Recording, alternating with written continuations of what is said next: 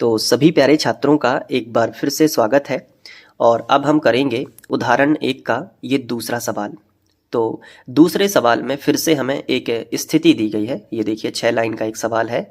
तो ये स्थिति दी गई है और इसको पढ़ के हमें एक गणितीय समीकरण बनाना है। क्या बनाना है? एक गणितीय समीकरण बनाना है। तो चलिए पढ़ते हैं। सबसे पहले मैं आपको बता दूं कुटीर उद्योग क्या कहलाता है। कुटीर उद्योग ऐसे उद्योग जो घर से चलाए जाते हैं या एक कुटिया से चलाए जाते हैं, और जैसे मिट्टी के बर्तन बनाए जाते हैं, दिए बनाए जाते हैं, खिलौने बनाए जाते हैं, तो वो कुटीर उद्योग से ही बनाए जाते हैं। ठीक है, तो एक कुटीर उद्योग है और उसके बारे में बताया गया है कि वो एक दिन में कुछ खिलौने निर्मित करता है।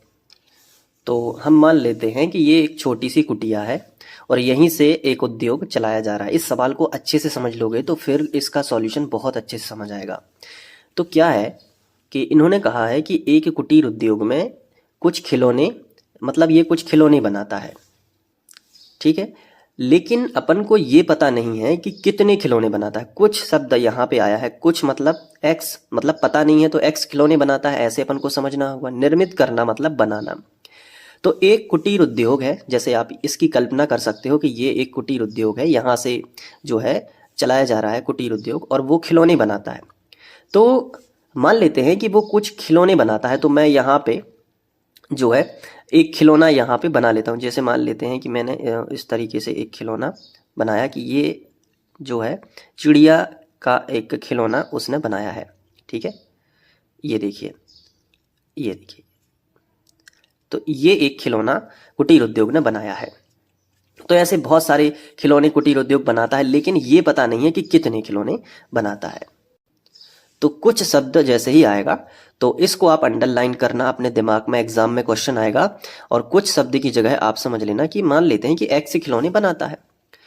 अब ये बताइए कि इन क्वेश्चन में आगे लिखा है कि प्रत्येक खिलौने का मूल्य, मतलब अगर हमें एक खिलौने का मूल्य पता करना है, एक खिलौने, प्रत्येक मतलब क्या होता है? एक। ठीक है, तो एक खिलौने का अगर हमें मूल्य पता करना है तो सवाल कह रहा है कि 55 जो संख्या है उसमें से एक दिन निर्माण किए गए खिलौनों की संख्या को घटाना होगा।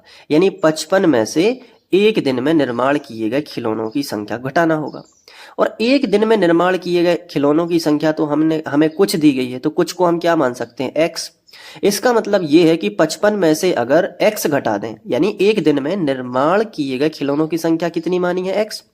तो अगर अपन को 55 में से घटाना है, क्या एक दिन में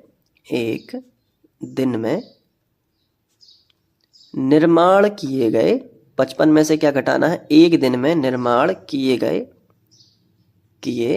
गए खिलौनों की संख्या। बहुत अच्छे समझ लेना इस सवाल को, खिलौनों की संख्या। अगर 55 में से एक दिन में कितने खिलौने ये बनाता है एक दिन में, अगर उनको घटा दें तो खिलौने का क्या, प्रत्येक खिलौने का मूल्य, मतलब प्रत्येक खिलौने का मूल्य पता चल जाएगा कि एक खिलौने का मूल्य है कितना। तो अपन ऐसे भी लिख सकते हैं कि एक खिलौने का मूल्य पता चल जाएगा। ठीक है, तो एक खिलौने का मूल्य या प्रत्येक खिलौने का मूल्य कैसे पता चलेगा? जब 55 में से एक दिन में निर्माण किए गए खिलौनों की संख्या को घटाएंगे। तो अब सवाल पे वापस आते हैं, यहीं से स्टार्ट करेंगे और एक दिन में कितने खिलौने निर्मित हो रहे हैं उसको एक्स मान लेते हैं। तो अपन यहां पे लिखेंगे कि माना एक दिन में निर्माण किए गए खिलौनों की संख्या, और इसे हम x मान लेंगे कि एक दिन में निर्माण किए गए खिलौनों की संख्या क्या होगी? x है। तो नीचे लिखेंगे प्रत्येक खिलौने का मूल्य। तो प्रत्येक खिलौने का मूल्य कैसे आएगा? तो क्वेश्चन में लिखा है कि 55 में से एक दिन निर्माण किए गए खिलौनों की संख्या को घटाना होगा, यानी 55 माइनस एक्स करेंगे, क्योंकि एक दिन में निर्माण किए गए खिलौनों की संख्या कितनी है? x। तो घटा देंगे 55 माइनस एक्स। तो जैसे ही क्वेश्चन पढ़ोगे तो एक दिन में कुछ खिलौने निर्मित करता है, तो यहीं से स्टार्ट करना है कि माना एक दिन में x खिलौने निर्मित करता है, तो एक दिन में निर्माण किए गए खिलौनों की संख्या क्या हो जाएगी? x हो जाएगी। फिर आगे लिखा है कि खिलौने का मूल्य पता करना है, तो कैसे पता करोगे? 55 में से एक दिन में निर्माण किए गए खिलौनों की संख्या घटाना होगा। तो फिर नीचे आपको ध्यान आएगा कि प्रत्येक खिलौने का मूल्य लिखना है, तो नीचे लिखा प्रत्येक खिलौने का मूल्य, और वो कैसे पता चलेगा? 55 में से x को घटाने पे, क्योंकि एक दिन में निर्माण किए गए खिलौनों की संख्या को घटाना है, तो 55 में से क्या कर देंगे? घटा देंगे। आगे लिखा है कि निर्माण लागत 750 है। निर्माण लागत कितनी है? 750 है टोटल। तो यहाँ निर्माण लागत कैसे आएगी कि एक दिन में जितने खिलौने निर्मित होंगे और एक खिलौने का मूल्य पता होगा, इन दोनों का गुणा करेंगे तो निर्माण लागत आएगी। तो प्रश्नानुसार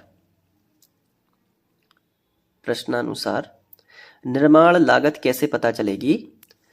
तो लिखेंगे, इसके ऊपर भी हम लिख सकते हैं यहाँ पे पहले कि जो दिया गया है निर्माण लागत, उसको हम पहले लिख सकते हैं कि निर्माण लागत जो दी गई है वो कितनी है? 750।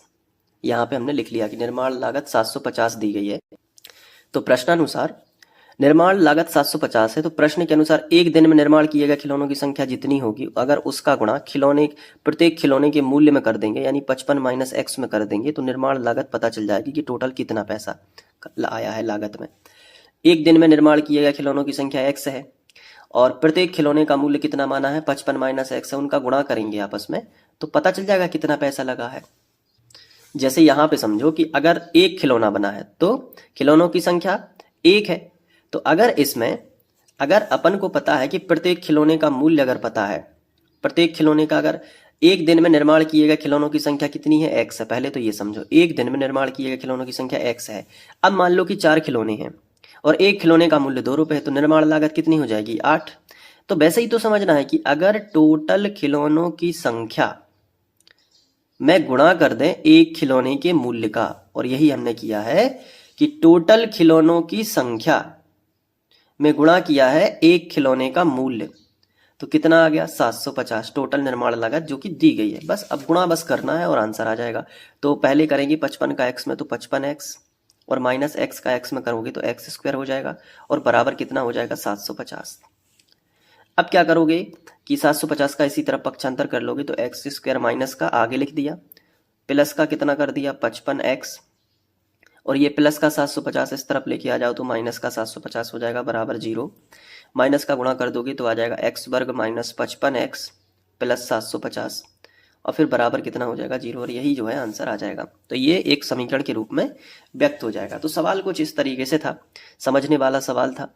बाकी आप बताना फिर आपको कैसा लगा। आगे भी ये सवाल शायद मिलेगा तो उसको हम पूरा सॉल्व करेंगे, अभी तो केवल इतना ही करना था, तो इसको अच्छे से कर लेना, ठीक है? तो आप नोट भी कर सकते हो यहाँ से और फिर नीचे यहाँ पे, ठीक है? Thank you.